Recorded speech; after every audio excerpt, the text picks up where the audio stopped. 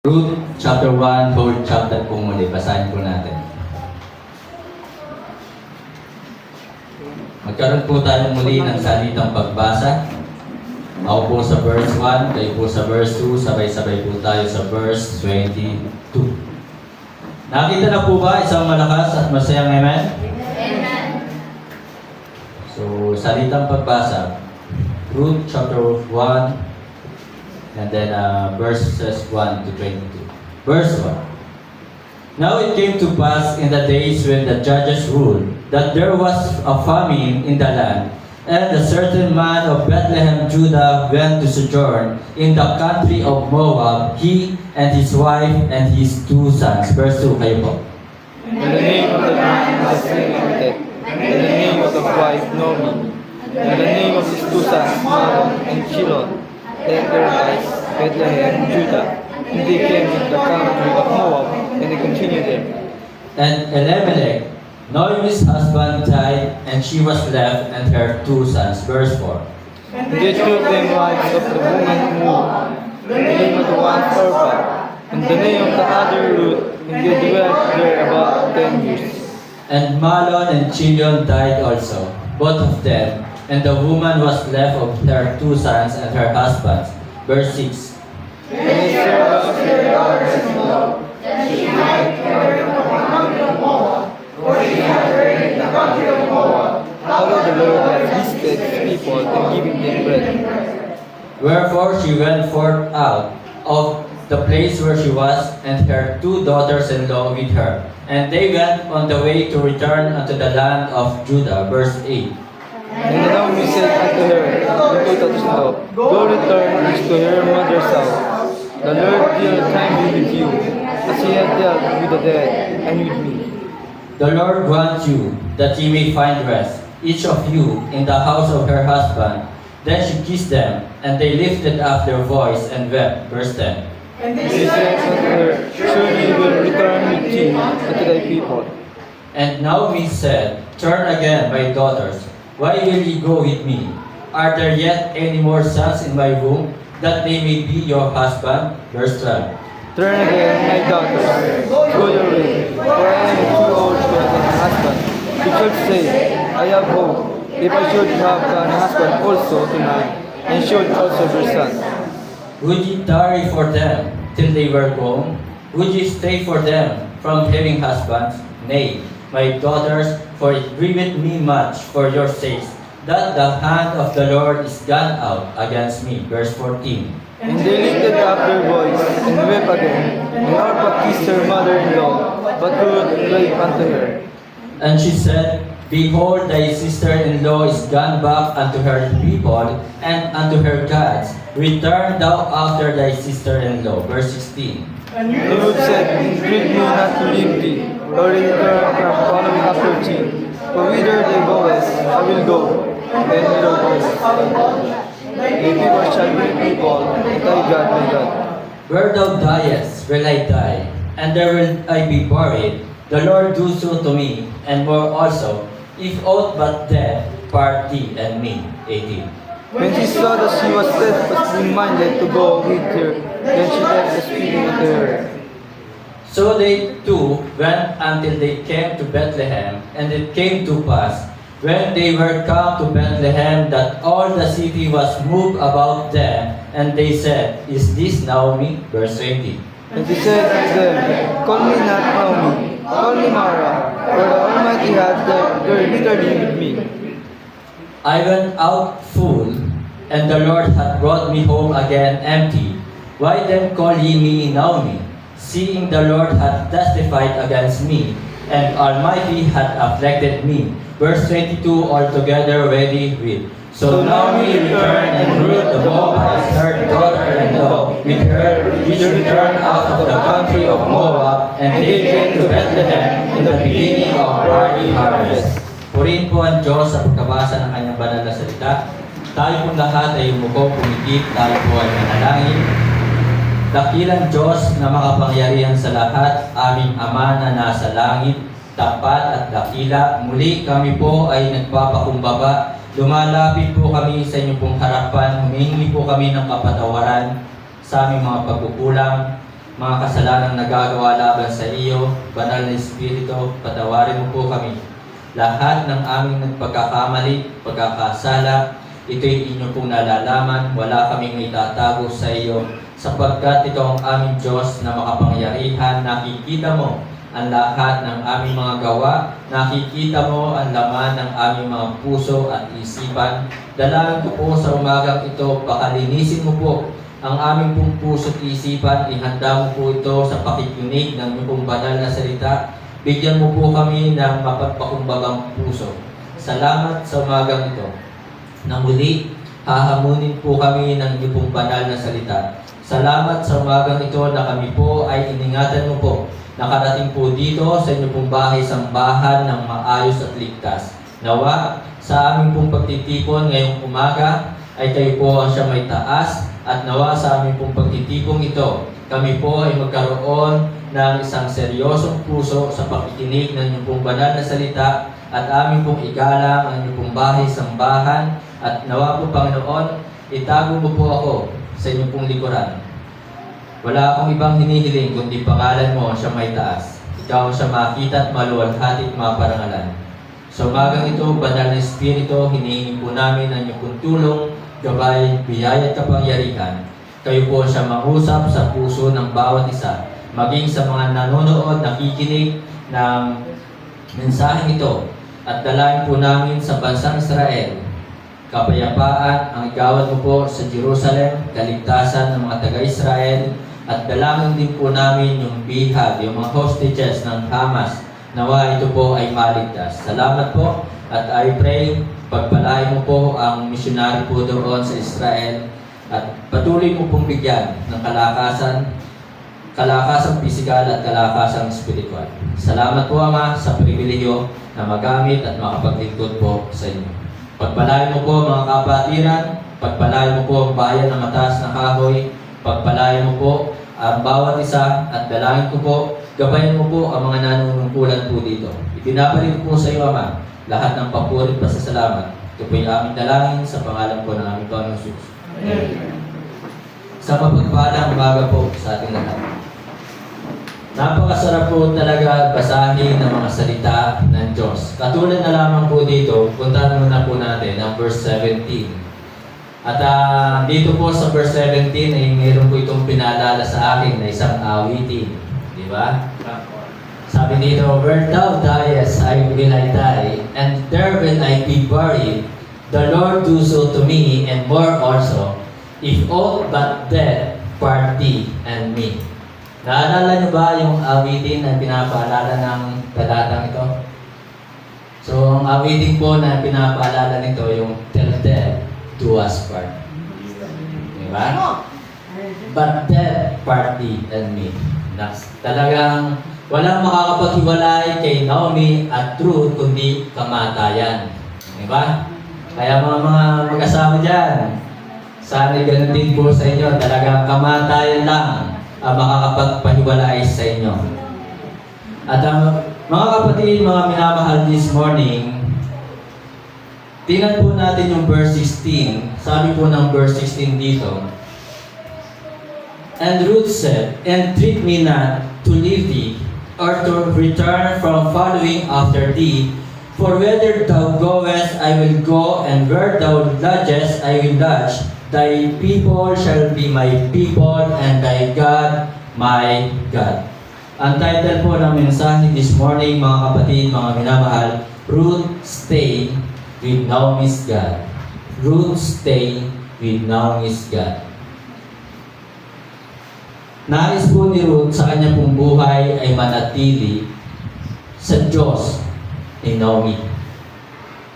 At napakaganda ng mga talatang ito na sinabi po dito, thy God, my God.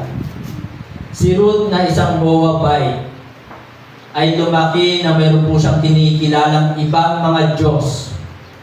Subalit nung nakilala niya si Naomi ang ginamit ng Diyos upang itong si Ruth na ito ay makakilala sa Diyos na makapangyarihan. Kaya naman po, sa pamamagitan ni Naomi, si Ruth ay talagang nanatili sa Diyos ni Naomi. So mga kapatid, mga minamahal, this morning ay sasagutin po natin why Ruth chooses to stay. Bakit ninais ni Ruth na manatili doon sa Diyos ni Noemi? Hindi pa naman kilala ni Ruth kung sino ba itong Diyos na binabanggit lagi sa kanya ni Noemi. Noemi never swear to Ruth that when you stay with me, I will make you a rich woman. Wala pong pangakong ganon si Noemi kay Ruth na kapag ikaw ay sumama sa akin at ikaw ay nanatili sa aking Diyos, ay gagawin kitang isang mayamang babae. Wala pong pangako si Noemi. At sabi pa po dito, I will give you a husband. Again, wala pong pangakong ganon si Noemi. Sumama ka sa akin, bibigyan kita ng panibagong asawa. So wala pong pangako si Noemi. Noemi never gave a promise like that. Ruth stayed with Noemi's God. Ang tanong po this morning, mga kapatid, mga minamahal, are you willing to stay in serving God? Are you willing to stay in serving God? Are you willing to stay in this church? Are you willing? Are you willing to stay in the ministry? Mayroon po mga Kristiyano, dumanas lamang ng problema, dumanas lamang ng pagsubok, ay nawala na sa ministry. At ang iba mga Kristiyano, wala nga kasi ng problema, walang pagsubok, pero iniwan ang ministry. Ang tanong po this morning, mga kapatid, mga minamahal, are you willing to stay in this church, in the ministry, in serving God? Are you willing to stay in God's will? Kayo ba ay talagang willing na manatili sa kalooban ng Diyos? Amen. Isa nag-amen. Isa ba yung willing? Amen. Diba? And if you are willing to stay, this is my next questions to you, my brethren, my beloved brethren. How long you want to stay? Tell that to us part. Diba? Tama. How long you want to stay in serving God? How long you want to stay in the ministry? How long you want to stay in this church? How long you want to stay in the will of God? Gaano katagal? Gaano katagal mo nais manatili sa kalooban ng Diyos? Gaano katagal nais mong maglingkod sa tunay at buhay at makapangyarihang Diyos? Sapagkat yung po yung itinuturo ng talata na talagang sa buhay ni Ruth, sabi nga dito sa verse 17, na talagang sinabi dito ni Ruth, where thou diest will I die, and then will I be buried. The Lord do so to me, and more also, if aught but death part thee and me.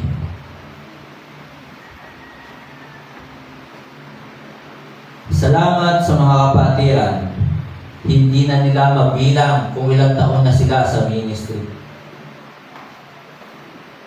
Salamat sa mga kapatiran na talagang mayroong kapatiran, mayroong Kristiyano na namatay sa paglilingkod. Mayroong Kristiyano na habang umaawit para sa Panginoon ay biglang natumba at namatay. So yun po yung pinakamasarap na kamatayan. Na ikaw ay umaawit para sa Panginoon, na ikaw ay naglilingkod para sa Panginoon. For to me to live is wise, and to die is gain. So mga kapatid, mga minamahal, wake up. How long you want to stay? How long you want to stay in the ministry, in serving the Lord our God, in this church, in the will of God? Nakakalungkot na maraming Kristiyano wala namang problema, wala namang pagsubok, sumasagana sa kanilang buhay. Pero nasaan sila? Nasaan sila kapag araw ng linggo? Mas pinili nila ang magliwaling sa mundong ito. Mas pinili nilang sundin ang kanilang sariling kagustuhan. So mga kapatid, mga minamahal, this morning Ruth stayed with Noemi's God because Ruth realigned her path in the will of God, in God's will. Dahil si Ruth ay nanatili doon sa Diyos ni Noemi, inayos niya ang kanyang buhay, inayos niya ang kanyang landas doon sa kalooban ng Diyos. Kaya sa ating pong buhay, mga kapatid, mga minamahal, kung pipiliin nating manatili sa ating Diyos na pinaglilingkuran, ayusin din natin ang ating buhay. Kasi yung ibang Kristyano, nananatili nga pero tagilig ang kanilang buhay. May depekto ang kanilang buhay. Diba? Wala sa hulog ang kanilang buhay. Nasa ministry, nasa gawain, nasa paglilingkod. Pero ang kanilang buhay ay wala sa hulog. Pero si Ruth, noong siya ay pinili niya manatili sa Diyos ni Noemi, inayos niya ang kanyang buhay. Ruth realigned her path in the will of God. Una, makikita po natin paano ba niya inayos. Verse 15. Ang sabi po ng verse 15, "And she said, Behold, thy sister-in-law is gone back unto her people and unto her gods. Return thou after thy sister-in-law." Ruth decided to leave her family's idolatrous land. So ito po yung ginawa ni Ruth, na talagang iniwan ni Ruth yung mga Diyos-Diyosa ng kanyang pamilya doon sa kanilang bayan, doon sa bansang Moab. Iniwan niya yung mga Diyos-Diyosan. Ruth decided to leave her family's idolatrous land. Idolatrous land. Alam naman natin na Moab ay sumasamba doon sa Diyos-Diyosan na ang pangalan ay Chemos. Pero ito po, dahil kay Noemi, si Ruth ay talagang ninais ni Ruth manatili doon sa buhay at makapangyarihang Diyos. Doon sa buhay at makapangyarihang Diyos. Mayroong mga Kristiyano, hindi pa rin nila maiwan-iwan ang mga Diyos-Diyosa nila. Mayroong mga Kristiyano na nakikiayon sa takbo ng sanglibutan ito, na sila'y pumapasok doon sa malalaking simbahan na kung saan ay nandoon ang mga Diyos-Diyosan. So mga kapatid, mga minamahal, Ruth was decided to leave her family's idolatrous land.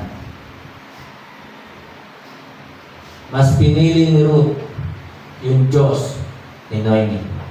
Pangalawa, hindi lamang po yun, Ruth was determined to live with Noemi no matter what the cost. Sabi po ng verse 16, "And Ruth said, Entreat me not to leave thee, or to return from following after thee, for whether thou goest, I will go, and where thou lodgest, I will lodge. Thy people shall be my people, and thy God my God."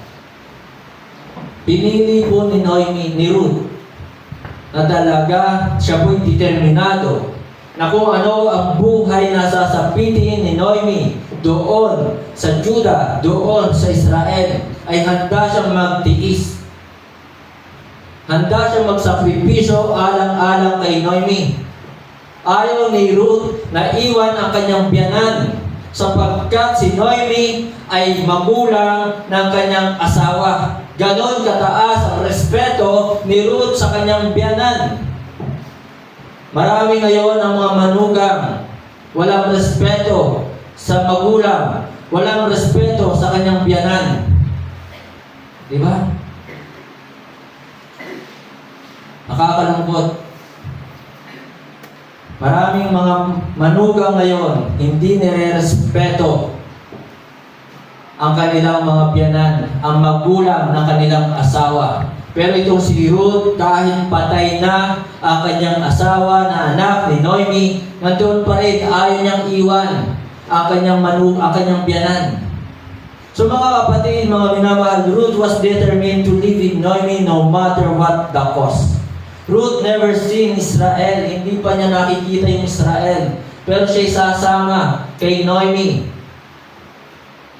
Amen? She was willing to go with Noemi. Hindi niya alam kung ano yung kanyang magiging buhay doon sa Israel. Hindi niya alam kung siya bagay tatanggapin ng mga kamag-anak ni Noemi. Hindi niya alam kung siya ba'y itatrato na maganda ng mga kamag-anak ni Noemi. Siya isang Moabites. Ibang lahi siya. Pero si Ruth stay with Noemi's God. Ruth stayed with Naomi's God. Decided to leave her family's idolatrous land, Ruth was determined to live with Naomi no matter what the cost. Ruth was disposed to love people she did not know. Handa si Ruth na mahalin yung mga tao, kamag-anak ni Naomi na hindi naman niya kilala. Hindi naman niya kilala. So nakahanda siya. Thy people shall be my people. So mga kapatid, mga minamahal, napakaganda talaga kung ikaw ay pupunta sa ibang lugar, ay dapat matuto kang makisama. Kung pupunta ka sa ibang lugar, dapat maging maayos ang iyong ugali, ang iyong attitude. This is the best and valuable asset na mayroon tayo. Yan po yung pinakamaganda at pinakamahalagang asset na mayroon ka. Hindi yung maganda mong damit, hindi yung mamahalin mong sapatos, hindi yung mamahalin mong cellphone, hindi yung kotse mo, hindi yung bahay mo. Hindi po yan ang valuable asset sa mundong ito. The most valuable asset na mayroon tayo ay ang ating attitude. Kaya mga kapatid, mga minamahal, kung kayo po'y mapupunta sa ibang lugar, kayo ang makikisama. Hindi yung dinatnan mo ang makikibagay sa iyo. Para sa isang tahanan, kung ikaw ang nakikitira sa isang tahanan, dapat aayusin mo ang pakikitungo mo doon sa may-ari ng bahay. Dapat ipakita mo masipag ka. Hindi yung ikaw ay tatamad-tamad. This is our valuable asset, our attitude. Not the things that we had. Hindi yung mga cellphone, hindi yung mga relo, hindi yung mga damit, hindi yung mga sapatos o sasakyan, kundi yung ating ugali. So mga kapatid, Ruth was disposed to love people she did not know. Handa siyang mahalin yung mga kamag-anak at mga kalahi ni Naomi.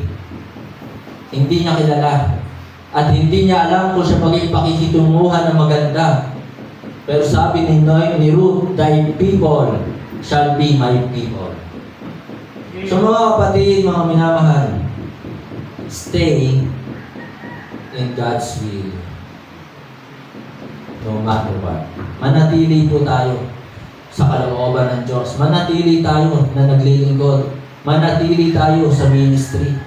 Ito po yung pinapakita sa atin ni Ruth na siya'y sumama upang manatili doon sa Diyos ni Naomi.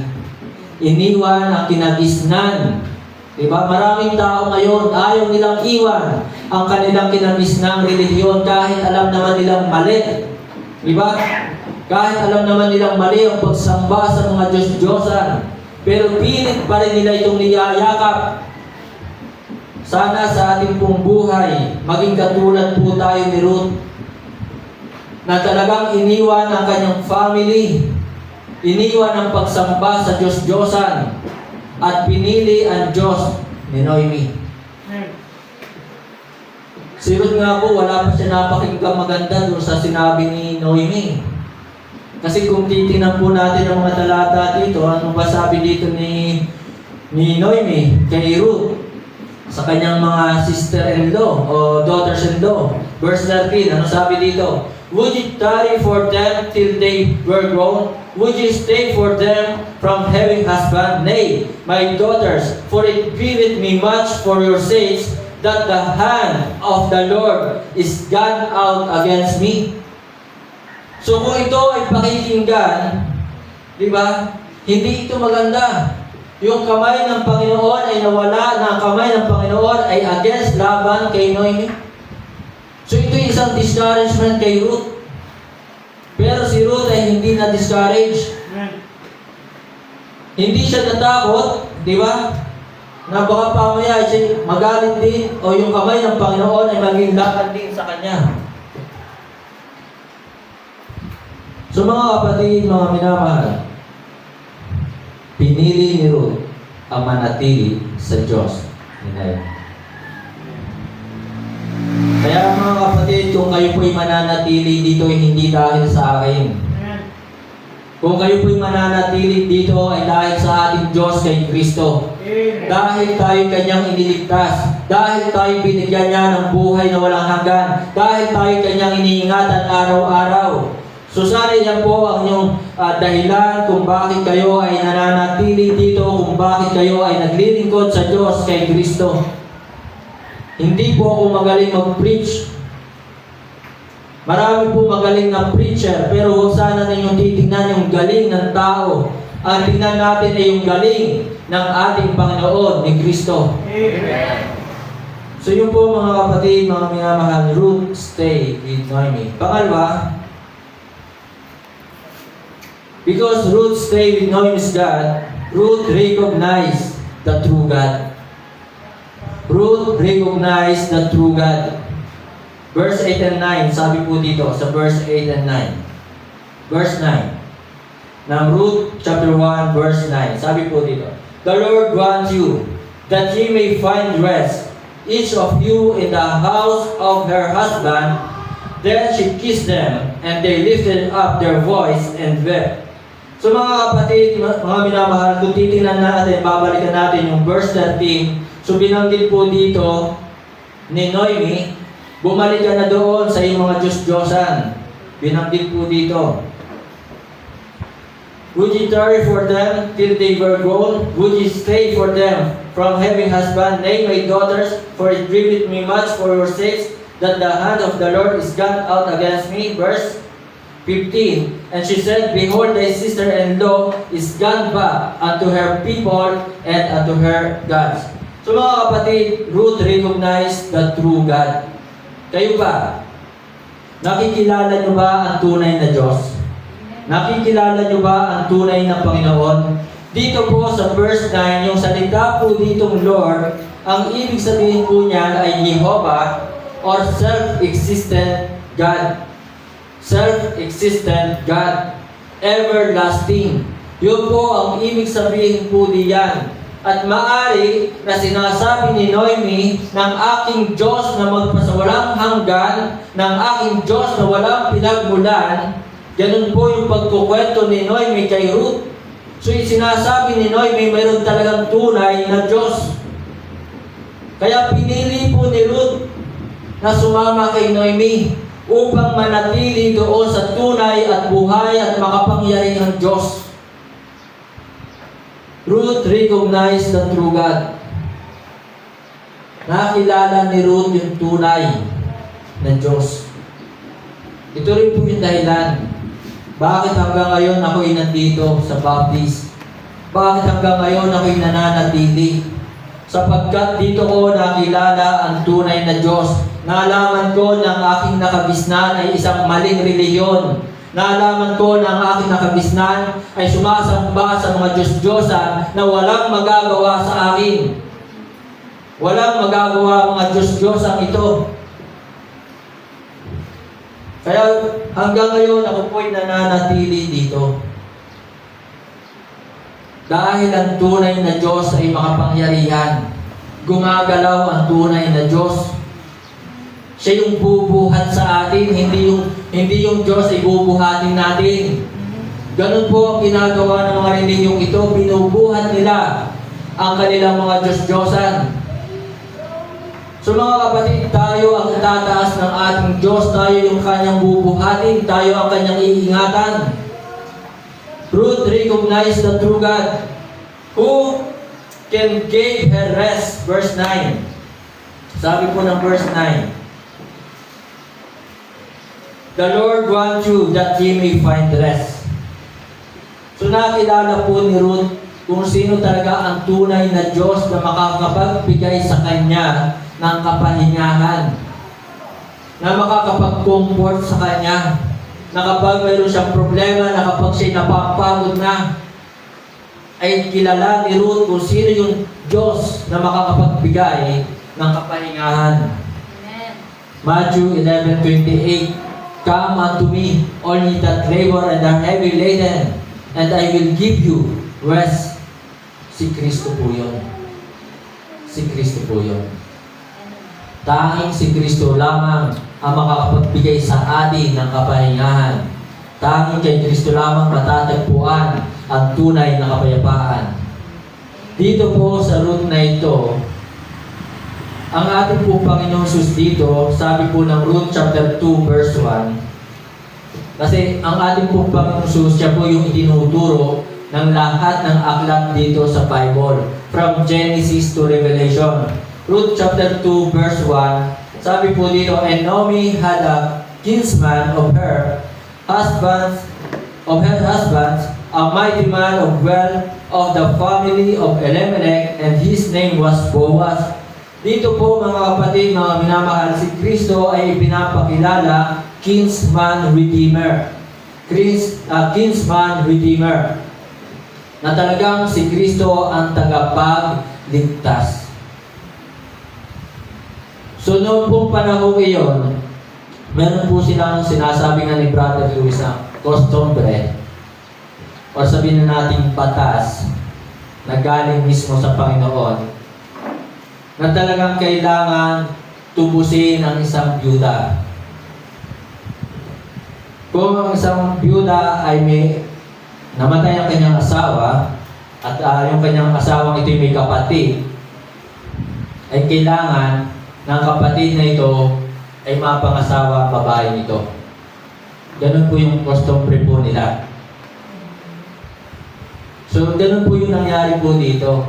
Pero hindi po si Naomi ang naging asawa ni Boaz. Si Ruth. At pamaya po yan po yung ating puntabi. Diba? Hindi po si Luis Casa. Okay, hindi po si Luis. Okay.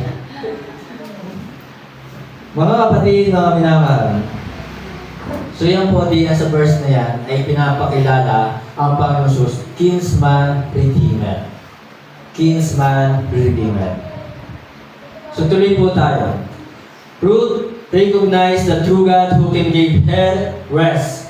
So talagang kaya ito po yung dahilan bakit siya po ay sumama kay Noemi. Bakit siya ay nanatili doon sa Diyos ni Noemi. Sapagkat ang kanyang mga Diyos-Diyosan ay walang magagawa. Ang kanyang mga Diyos-Diyosan ay hindi makakapagbigay sa kanya ng kapahingahan. Ang kanyang mga Diyos-Diyosan ay hindi makakapagbigay sa kanya ng lakas.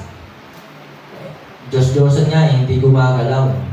Hindi humihinga. Paano ka bibigyan ng lakas niyan? Diba? Paano ka aalingin niyan? Hindi nga yan nagsasalita. So mga kapatid, mga minamahal, verse 8 and 9, sabi pa po dito sa verse 8, Ruth chapter 1 verse 8, and Naomi said unto her two daughters-in-law, go, return each to her mother's house. The Lord deal kindly with you as ye have dealt with the dead and with me. So Ruth recognized the true God who can give her rest, who can give her redemption. Na siya makakapagbigay sa kanya ng katubusan. Kaya ito po yung nangyari dito sa following chapters ng Ruth, chapter 2, 3, and 4, na nagkaroon po ng katubusan kay Ruth. Naging maganda ang buhay ni Ruth, na hindi niya ito inaasahan sa kanyang pagsama sa Diyos ni Noemi. Sa kanyang pagsama sa Diyos ni Noemi, hindi siya naghihintay ng kapatid. Kaya sa ating pong paglilingkod, mga kapatid, mga minamahal, huwag din tayo maghintay ng kapatid. Kung tayo ay tutulong sa ating kapwa, huwag din po tayo maghintay ng kapatid. Huwag tayo maghintay na tayo kanilang gagantihan. Kung gusto natin tumulong, tumulong na lang po tayo. So mga kapatid, mga minamahal, Ruth recognized the true God who can give her redemptions, who can give her reward. Tingnan po natin yung Ruth chapter 4, verse 13. Ruth chapter 4, verse 13. Napakagandang pagpapala.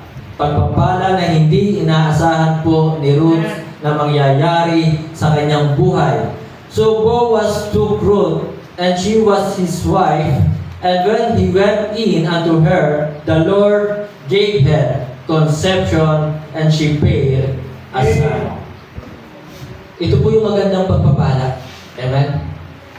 Hindi ito hiningi ni Ruth sa Kanya. Kaya kung tayo po ay maglilingkod din po tayo ng walang hinihintay na kapatid.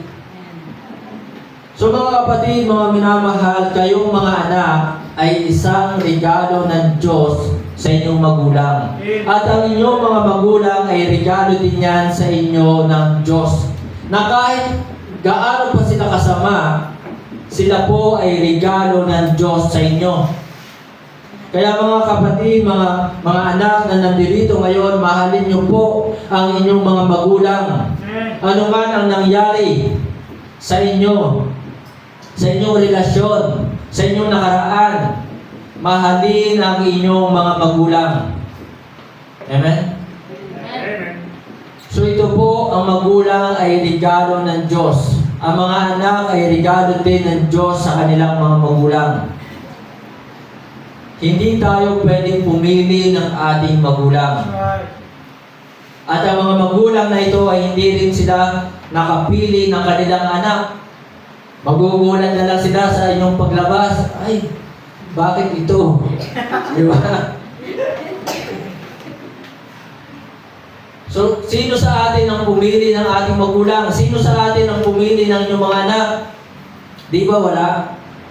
Ang Diyos ay may dahilan kung bakit sila ang inyong mga anak, kung bakit sila ang inyong magulang. And we know that all things work together for good to them that love God, to them who are called according to His own purpose. May dahilan po ang lahat. Kaya kahit sino pa yan, no matter who they are, mahalin niyo po sila. Mahalin ang inyong mga anak at mahalin ng mga anak ang kanyang magulang. Kung ang mga anak ay hindi nakaranas ng pagmamahal ng gaya ng pagmamahal ng ibang magulang sa kanilang mga anak, mahalin niyo pa rin at igalang sino man ang inyong magulang. Amen.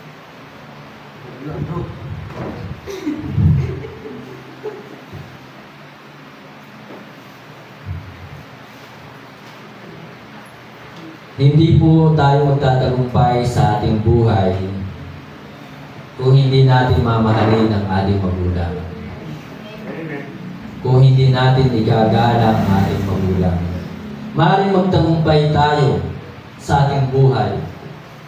Pero kung mayroong makikita ang tao sa atin na tinatalimuran natin ang ating magulang, hindi magiging maganda, hindi magiging matamis ang ating tagumpay kung makikita ng tao na tayo ay tumatalikod sa ating magulang.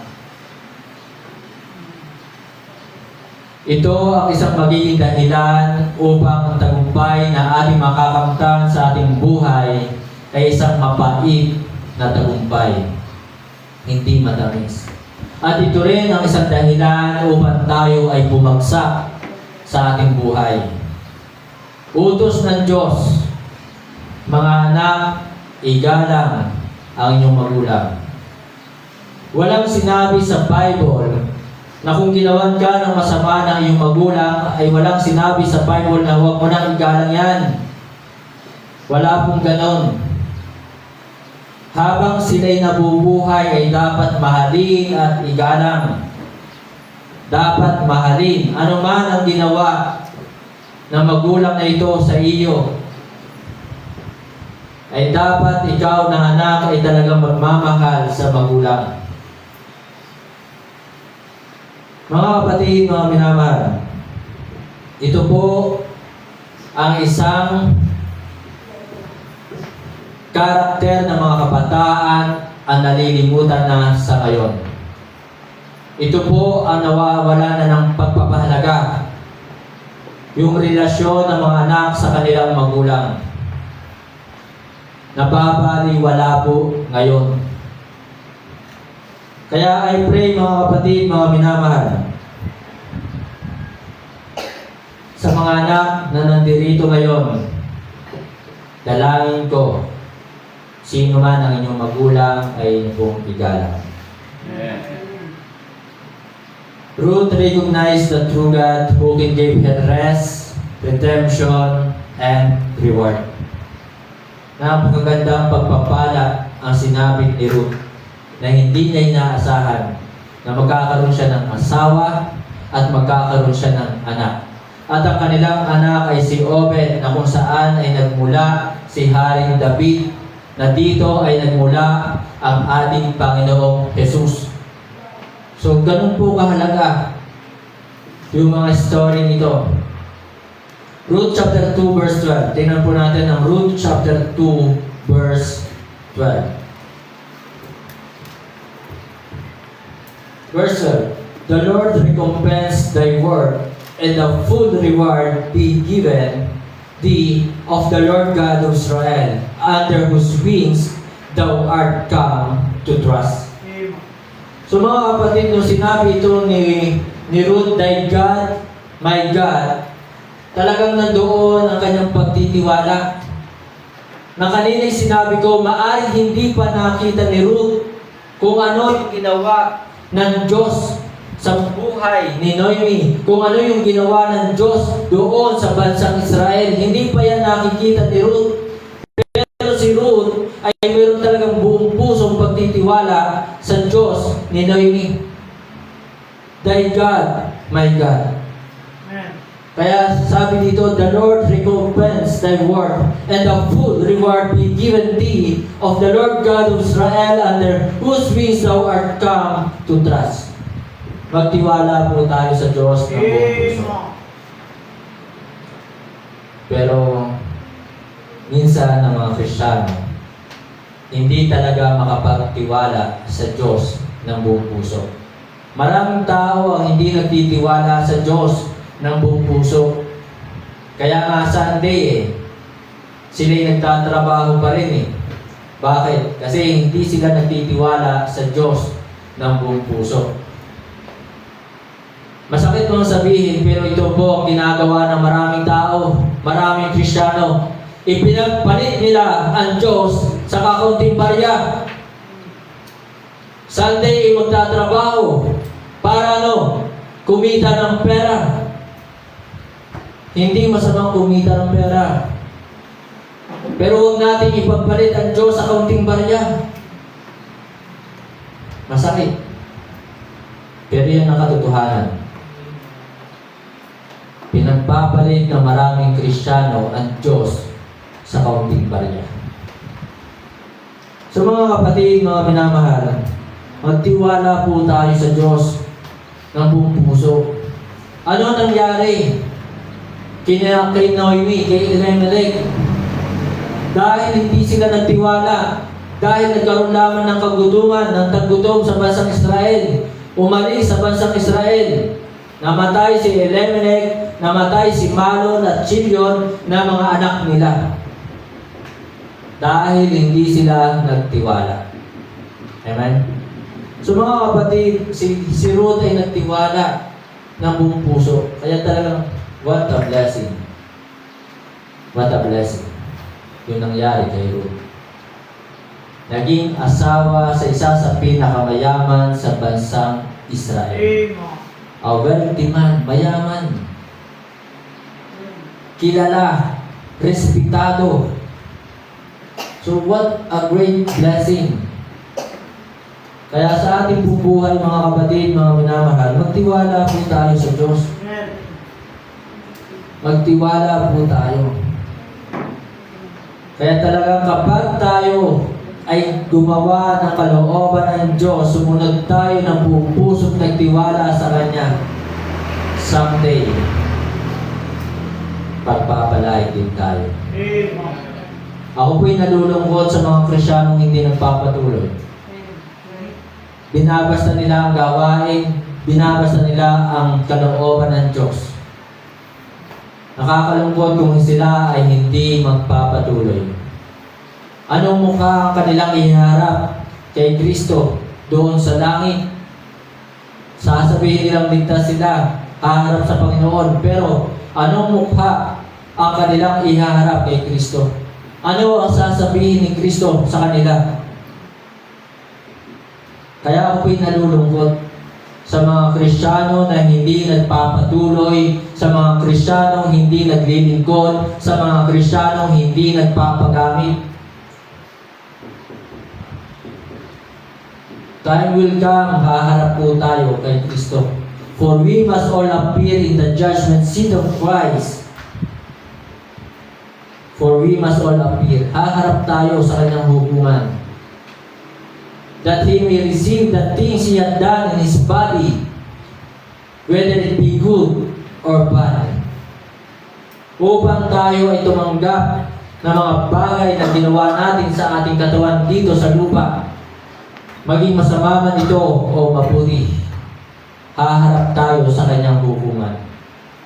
Kaya, sa ating pagharap, ano kaya sasabihin sa atin ni Kristo? Sa ating pagharap, may pagmamalaki ba natin ang ating ML? Diba? May pagmamalaki ba natin kay Kristo yung ating TikTok?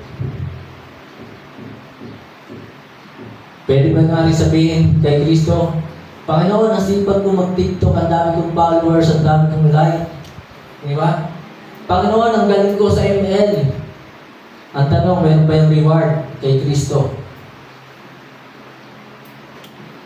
So mga kapatid, mga minamahal, magtiwala po tayo. Tayo po'y manatili sa kanyang kalooban. Last, because Ruth stayed with Naomi's God, Ruth regarded not the discouragement of Naomi. Ruth regarded not the discouragement of Naomi. Hindi po pinansin ni Ruth yung mga ginawang discouragement ni Naomi. Tingnan po natin, 13, 14, 16, and 17. Ito po yung mga discouragement ni Naomi. Pinapawi na, pinapabalik na. Sabi dito, would you tarry for them till they were grown? Would you stay for them from having husbands? Nay, my daughters, for it grieveth me much for your sakes that the hand of the Lord is gone out against me. Ang kamay ng Panginoon ay laban sa akin. Discouragement po ito. Huwag kayong sumama sa akin. Diba? Verse 14.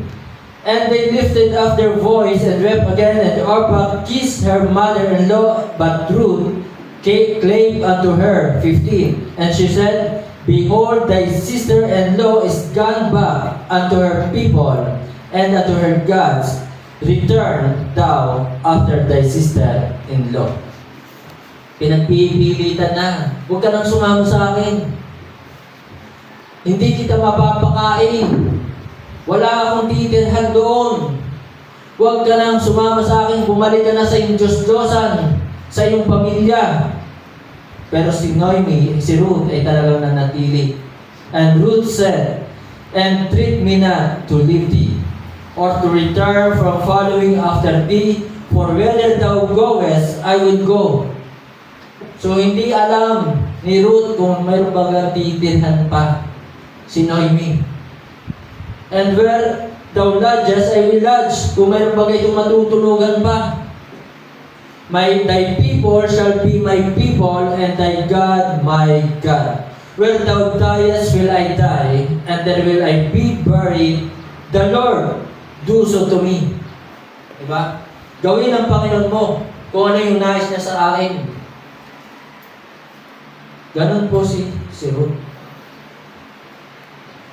So mga kapatid, mga minamahal, Ruth regarded not the discouragement of Naomi. Ruth was ready to face suffering. Nakahanda po si Ruth na talagang humarap ng mga maraming pagtitiis. Kung tumanda man si Naomi, willing si Ruth alagaan ang kanyang biyanan. Diba? Kung magkasakit man si Naomi, willing si Ruth na magtiis at talagang maghanap ng gamot kung ano yung kagagaling ng kanyang biyanan. Kung yan may hindi na makabangon sa higaan, willing si Ruth na ipaliguan sa higaan. So yun po yung pagtitiis. Handa siyang harapin ang mga pagtitiis na ito. Kaya yung mga mag-asawa dyan, ang mga sumpaan ninyo, inyong alalahanin, till death do us part, in sickness or in health. Maraming mga mag-asawa ngayon hiwalay. Napakababaw ng kanilang pagmamahalan, napakababaw ng kanilang pagsasama. Kinalimutan ng kanilang mga sumpa sa harapan ng Diyos. Mga kapatid, mga minamahal, yan ang mundo ngayon. Kunting problema, hiwalay agad. Diba? Kaya naman, nakakaawa ang mga bata. Ang mga anak.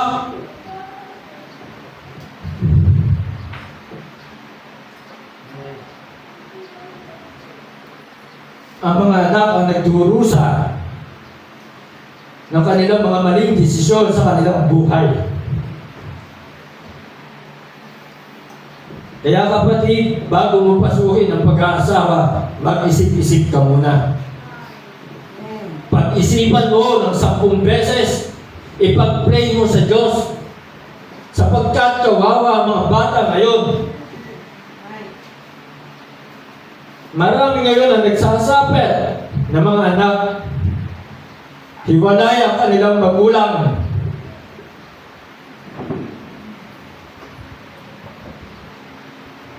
Kasalanan sa Diyos kung buhay pa ang iyong asawa, ikaw ihahanap ng iba. Kasalanan sa Diyos kung buhay pa ang iyong asawa, mag-aasawa ka ng iba. Kung kayo man ay hiwalay, manatiling hiwalay at huwag maghanap ng iba.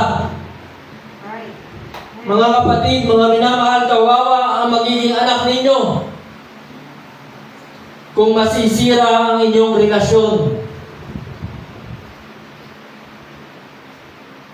So mga kapatid, mga minamahal, ito po yung pagtitiis ni Ruth. Sumama siya kay Noemi na natili sa Diyos ni Noemi na kahit hindi na makapag-asawa pa. Sinasabi ni Noemi kay Ruth, bumalik ka na, doon ka maghanap ng iyong mapapangasawa. Wala na akong may bibigay pa sa iyong asawa. Pero ayaw pakinggan ni Ruth ang kanyang biyanan. So mga kapatid, mga minamahal, ganito po sa gawain. Talagang ito po yung pagtitiis. Ruth was ready to face sacrifice. Wala siyang pera.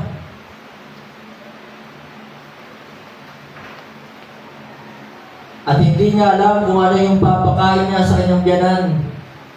At wala din naman sinabi si Noemi, sumama ka sa akin, hindi mabubusog. Sumama ka sa akin at ikaw'y mananagana sa pagkain. Walang mga pangakong ganon. Sumama ka sa akin, pagpapalain ka ng Diyos. Wala. Pero si Ruth ay talagang nanatili sa Diyos ni Noemi. Verse 17. Where thou diest will I die, and there will I be buried. The Lord do so to me, and more also, if aught but death part thee and me. Mga kapatid, mga minamahal, Ruth was ready to face the spleen of the Lord. Nakahanda po si Ruth harapin ang galit ng Panginoon. Yun po yung makikita natin dito sa mga talata. Noemi said, the hand of the Lord is gone out against me. Yun ang sinabi ni Noemi.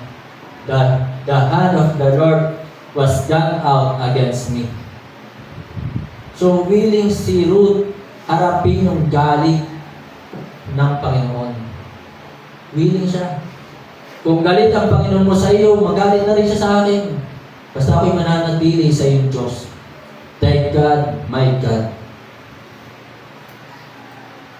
So mga kapatid, mga minamahal, ang Diyos naman hindi magagalit sa atin kung tama ang ating ginagawa. Ang Diyos ay hindi magagalit sa atin. Para sa mga magulang, Ang mga magulang ay hindi naman magagalit sa mga anak kung tama ang ginagawa. Diba? Kung tama ang ginagawa ng mga anak, ang magulang ay hindi naman magagalit sa kanila.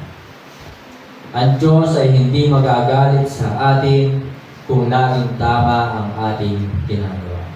Kung sinusunod natin ang kanyang mga kalooban. Mga kapatid, mga minamahal, I pray manatili po tayo sa ating Diyos kay Kristo. Binigyan na tayo ng buhay, panibagong buhay ang binigay niya sa atin. Tinubos na tayo, pinatawad sa lahat ng ating mga kasalanan. Si Kristo ay napako sa krus upang tayo magkaroon ng katiyakan ng langit. Napako sa krus upang tayo maligtas sa kaparusahan ng impyerno. Napako sa krus upang tayo ay magkaroon ng buhay na walang hanggan. Siya'y namatay, nalibing at muling nabuhay. Dalangin ko na ito yung magtulak sa atin upang tayo ay manatili sa ating paglilingkod kay Kristo. Dalangin ko na ito yung magtulak sa atin upang tayo ay manatili sa kalooban ng Diyos. Na huwag tayo makiayon sa takbo ng sanlibutan ito.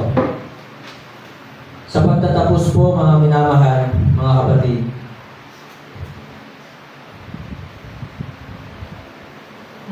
Ruth realigned her path in the will of God, decided to leave her family's idolatrous land, determined to live with Naomi no matter what the cost.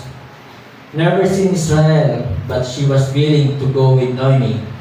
Ruth was disposed to love people that she did not know. Ruth recognized the true God who can give her rest, redemption, reward. Ruth regarded not the discouragement of Naomi. So mga kapatid, mga minamahal, maglingkod po tayo na walang inaasahang kapalit. Tayo po lahat ito ngayon.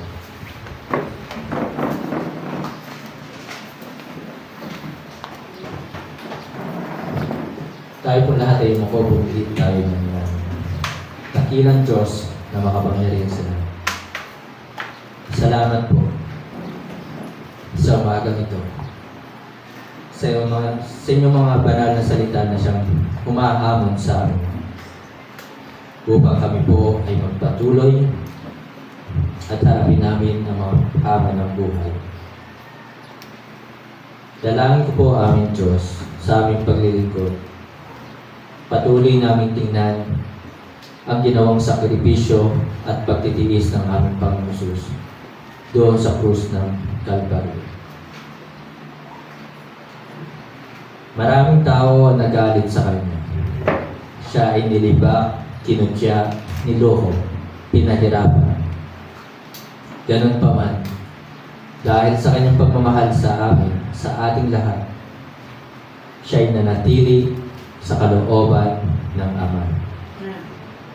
Tinapos ang Kanyang takbuhin, tinapos ang Kanyang misyon para sa ating kaligtasan, para sa ating katubusan, kapatawaran ng ating mga kasalanan. Dalangin ko po aming Diyos, sa aming paglilingkod, patuloy mo po kaming samahan at gabayan. Bigyan ng knowledge at wisdom. Ipaunawa mo po sa amin ang mga bagay, dakila, na hindi po namin nalalaman. Banal na Espiritu, puspusin mo po kami paunahan sa lahat ng aming gagawin. At patuloy din po namin idinadalangin sa umagang ito, kapayapaan para sa Jerusalem, kaligtasan ng mga taga-Israel. Umaasa po kami nananampalataya na patuloy mo pong gagabayan ng bansang Israel. Na kung paanong noon pa man, panahon ni Moses, panahon ni Noah, panahon ni Joshua, panahon ni Haring David, nandoon ang inyo pong divine protection. Umaasa din po kami na patuloy mo na pong igagawad sa amin ang inyong pong divine protection. Salamat po aming Diyos sa inyong kabutihan at katapatan, naway patuloy ka naming paglingkuran. Hanggang sa pagbabalik ng aming Panginoong Sus, naway kami matapat na matagpuan na naglilingkod sa inyo. Ito po yung aking dalangin sa pangalan po ng aming Panginoong Sus. Amen.